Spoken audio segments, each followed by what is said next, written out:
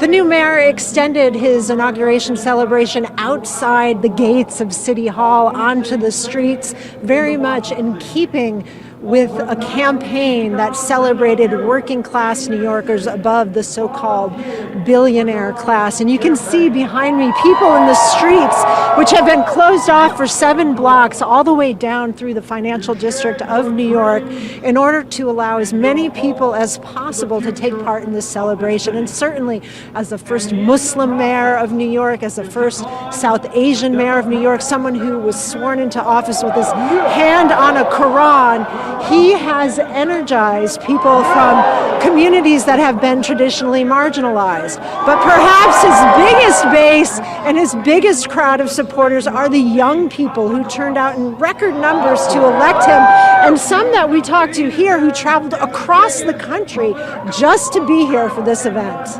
Zohran represents new change and opportunity, and the cold can't beat that. I came for a good cause. I'm a big fan of Zohran Mamdani. I actually do. I love what he stands for.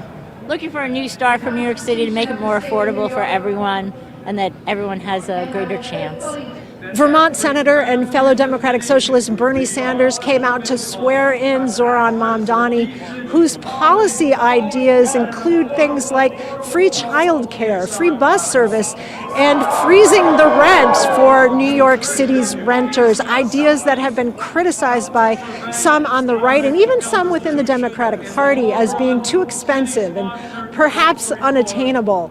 But for the voters who came out in force to support him, they appreciate him thinking outside the box and proposing new ideas, ideas that the whole country now will be watching to see if he can enact.